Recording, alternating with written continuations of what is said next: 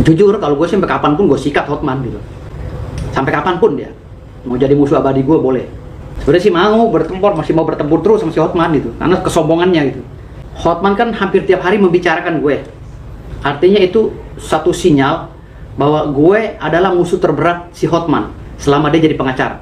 Gue yang kedua itu, Hotman kan lagi sakit parah. Kalau gue serang terus gue takutnya dia drop, liwat kan gue nggak mau juga gitu. Jadi jujur kalau gue sampai kapanpun gue sikat Hotman gitu. Sampai kapanpun dia mau jadi musuh abadi gue boleh gitu. Cuman gue menghargai satu, dia udah sakit kan. Yang kedua ini juga bulan puasa gitu. Yang ketiga bulan puasa gitu. Jadi gue ya udahlah, gue mundur gitu biar semuanya tenang gitu kan.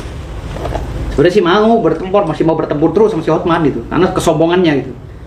Tapi ya karena ini ada beberapa hal yang harus gue pertimbangkan, jadi gue mundur dulu. Berarti ya salah satunya karena ibu dan juga ini emang dorongan dari situ ya? Karena nyokap ya. Bang, lalu setelah itu bagaimana respon dari Bang Rasman sendiri Bang terkait pengunduran abang kemarin? Biasa aja sih, gue tetap telepon. Tadi teleponan sama Bang Rasman. Kemarin juga telepon. Kalau kita biasa aja, karena pengunduran diri gue memang Bang Rasman juga nggak bisa ngelarang gue kan, gue karena ibu. Kalau udah karena ibu kan udah selesai semua tuh. Gitu. Walaupun di hati masih ada bara kan. Gitu. Tapi kalau abang tuh masih pengen mantau juga cuman terkait ya sidang-sidangnya Bang Rasman atau terkait kasusnya Bang Rasman gitu yang sama Bang Hotman? Mantau sih, tetap mantau tetap, tapi untuk ikut campur kan gue udah nggak ada hak, gue udah bukan kuasa hukumnya lagi. Kecuali kalau Hotman Paris urusan pribadi dengan gue, akan gue ajakin fight terus gitu. Tapi nanti setelah gue pergi haji. Bang, mengenai Bang Hotman yang masih terus menyuarakan dirinya terkait abang itu di media sosialnya gimana Bang? Kalau ilmu psikolog, ya secara psikolog ya, Hotman kan hampir tiap hari membicarakan gue. Artinya itu satu sinyal bahwa gue adalah musuh terberat si Hotman selama dia jadi pengacara. Ya walaupun dia ngaku pengacara internasional lah atau apalah gitu. Hari ini Firdaus Oiwobo telah mengukir prestasi, membuat Hotman Paris selalu membahasnya setiap hari di media sosialnya. Padahal udah gue larang. Padahal gue udah gak berkenan tuh membahas Hotman Paris. Tapi dia setiap hari mengunggah gue, mengejek gue, menghina gue dengan memfitnah gue. Dengan hal-hal yang sepele, remeh-temeh yang gak pernah gue lakuin. Jadi gue, ya santai-santai aja gue anggapnya dia udah keganggu jiwanya kan gitu. Akibat serangan-serangan gue, dia buktinya dia berobat. Sampai sekarang belum selesai. Tanggal 1 Maret dia udah pergi lagi Singapura. Dan istrinya patah tangannya katanya. Jatuh dari kamar mandi. Istrinya Hotman Paris. Jadi kasihan gue sebenarnya. Istrinya yang begitu baik, kenapa jadi akhirnya jadi mungkin pikiran atau apa ya, kepleset atau apa. Tapi gue sedih gitu. Istri yang baik begitu, kenapa harus jadi korban gitu. Kalau itu beritanya benar ya, istrinya Hotman Paris patah tangannya atau kakinya, nggak tahu, jatuh dari kamar mandi atau dari mana. Sekarang lagi berobat tuh mereka berdua, suami istri di Singapura. Iya. Hotman juga nanah di hatinya belum selesai kan. Kemungkinan itu kanker hati atau HIV bisa jadi, atau liver bisa jadi kan gitu, liver akut. Yang itu memang butuh pengobatan intensif rutin ya, berturut-turut. Kalau enggak ya liwat kan. Hotman udah ngakuin. Iya. Dia sendiri hampir liwat kan waktu itu. Kalau telat sedikit dia hampir mati kan gitu. Jadi ya dalam pertarungan ini gua rasa gimana ya, gua kehilangan job ya kan. Ada beberapa perusahaan yang mutus kontrak gua kan gitu. Ada 10 ya yang mutus kontrak semua waktu itu bersamaan. 10 perusahaan itu diputus semua kontrak gue, tapi 3 yang kembali. Yang 7 udah kontraknya udah putus total. Nah di situ aja Hotman ya, kalau dia ini berpikir udah ngapus dapur gue itu, udah nutup dapur gue. Gue biasanya nyetor ke istri gue 200 juta per bulan. Sekarang udah nggak ini lagi, karena perusahaan-perusahaan itu udah putus kontrak sama gue. Tapi gue fine aja, happy aja, nggak ada masalah. Itu cobaan. Artinya yang sakit bukan gue sendiri kan. Itu yang bilang tadi, kalau perang menang jadi abu, kalah jadi arang gitu. Menang jadi arang, kalah jadi abu kan gitu, sebaliknya. Jadi itu dia, gue di drop, Hotman hancur sehancur-hancurnya. dengan biaya pengobatan. Mungkin bisa jiwanya nggak ketolong lagi nanti kalau sakitnya terus menerus, bisa jadi kan gitu. Berarti itu emang abang juga kena imbasnya juga yang terkait pemutusan kontrak itu emang Ya, imbas lah, imbas banget. Sampai gue kan pemasukan gue setiap bulan tuh 200 juta lebih dari perusahaan aja yang gue pegang. 200 jutaan lebih lah, 230 sebulan. Tapi berkat masalah ini kan akhirnya dapur gue juga kegergaji juga pas bulan puasa pula lagi. Pas menjelang bulan puasa penghasilan gue terputus ya kan. Tapi gue nggak putus sih, nggak patah semangat. Ada beberapa perusahaan juga yang akhirnya kembali lagi ngasih gue kuasa gitu. Ya udahlah bang, saya pikir tadinya abang nggak bisa jadi pengacara. Nggak begitu, bilang gitu. Gue walaupun dibekukan, tapi gue masih bisa beracara. Masih bisa tim gue beracara, kan gue punya tim di kantor. Akhirnya mereka masuk akal dan kontrak gue disambung lagi gitu. Yang 3 ya, kalau yang 7 udah total tuh, apalagi perusahaan asing udah total dia.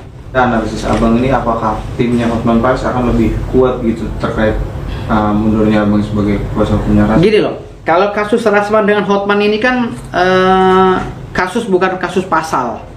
Kita nggak usah bicara pasal lagi, bukan teori hukum lagi yang dipakai kalau kasus Rasman.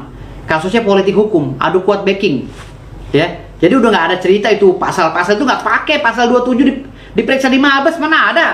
Nah, sejarahnya di dunia Indonesia ini pasal 27, pasal remeh-temeh, diperiksa di Mabes Polri. Berarti kan backing, gitu loh.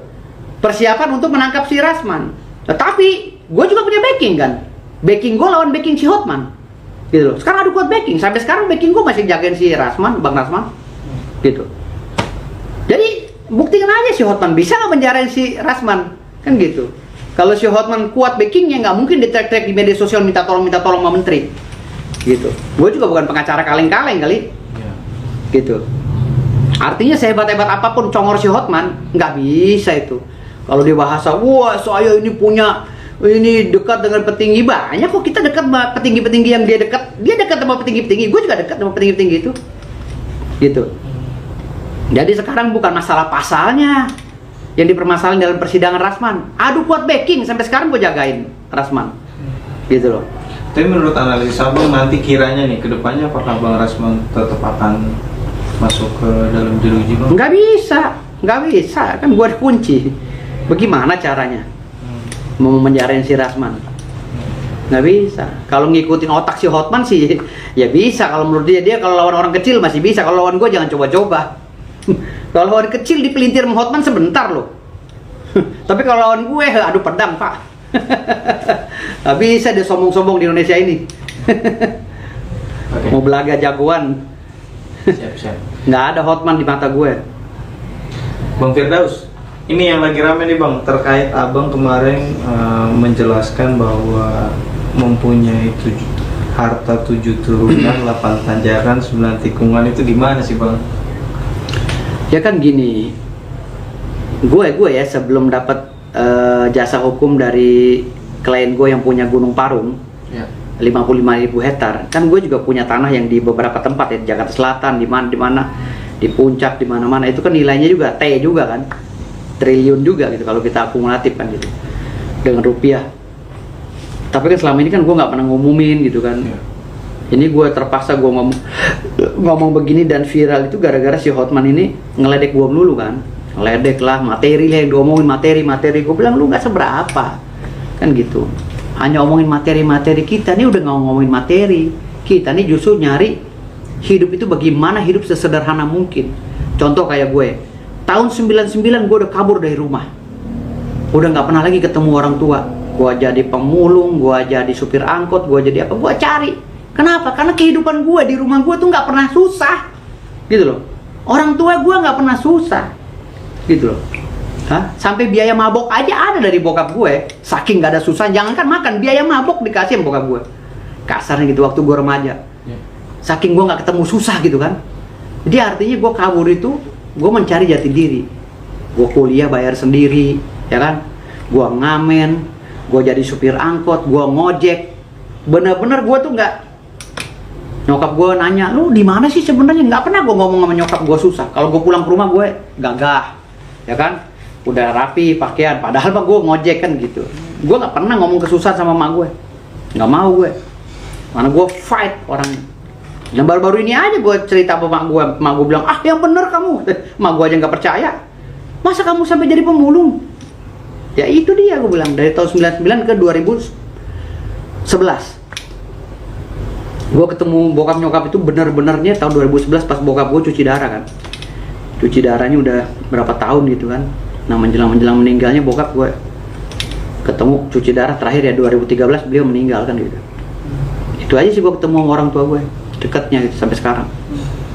Sebelum itu dari tahun 99 sampai ke 2011 2012 itu gue fight, nggak pernah lagi gue ketemu orang tua yang benar-benar maksimal gitu. Paling pulang tengah malam, pulang cabut lagi gitu. Bang, tapi itu emang alasan abang itu buat kayak mencari jati diri itu emang dari diri abang sendiri atau gimana? Ya dari diri gue, karena gue kan udah gimana ya, gue dari Orok kan, dari Orok lahir pakai baby sister ya kan. Dulu mungkin orang belum ada kali ya yang bayinya pakai baby sister, gue udah pakai baby sister. 3 pelayan gue di rumah, 3 orang, kadang 2 orang gitu, yang ngelayanin gue sendiri gitu sama adik gue gitu kan. Belum lagi dibantu sama adik-adiknya nyokap gue gitu. Gue tuh sermasa hidup tuh dilayani, jadi kayak gue kayak apa ya, kayak malah nggak mikir gitu loh. Semua jadi gue merintah melulu gitu, tolong ambilin itu dong om, tante tolong ambilin itu. Gue jadi kayak ngeluncak nih gue. Gue cabut aja lah, hidup kayak begini kayaknya nggak bener. Gue cabut gitu, gue ke Blok M kemana, hidup nyari kehidupan yang benar-benar real sebagai anak jalanan yang benar-benar mencari jati diri gitu. Tapi pendidikan tetap gue jalanin, tetap gitu, kursus kuliah apa gitu. Berarti abang mengklaim bahwa diri abang juga sebenarnya kalau untuk bicara soal kekayaan juga ya sama Hotman masih nggak ada apa-apanya. Hotman asli nggak ada apa-apanya. Dia ngomong 500 miliar, ya aku lu masih ngomong 500 miliar hari gini. Cuman kan untungnya Hotman itu ada uang cash gitu loh, paham nggak? Dia menang karena ada uang cash di depositonya 500 M. Tapi kalau aset gue juga gak kalah pak gitu. Gunung bokap gue di kampung itu, gunung isinya tuh emas gitu loh. Gunung warisan bokap gue dari kakek gue tuh isinya emas gitu. Yang di NTB? Yang di NTB emas, mungkin uranium kali katanya tuh. Tapi kan kita nggak apa ya, nggak bahas kesono-sono norak gitu loh. Kayak orang baru kaya. Sebenarnya sih gue malu gitu kan, di kampung gue kan orang-orangnya juga jadi nggak bahas masalah itu gitu. Orang Bima ini kan orangnya apa sih gitu kan, mereka tuh nggak mau apa ya, kayak di Islam itu apa namanya ya, dia tuh pikirannya udahlah nih harta titipan Allah, dia sholat kerja biasa aja gitu, PNS atau apa. Tetapi kan di dalam kandungan buminya ini kan dia nggak tahu kalau hasil penelitian orang-orang ITB bahwa ini di sini ada kandungan emas, uranium, mangan, pasir besi atau apa gitu. Mereka nggak tahu itu, mereka taunya polos-polos saja gitu. Baru ketahuannya juga kan tahun 96 bahwa di situ ada emas dan uranium.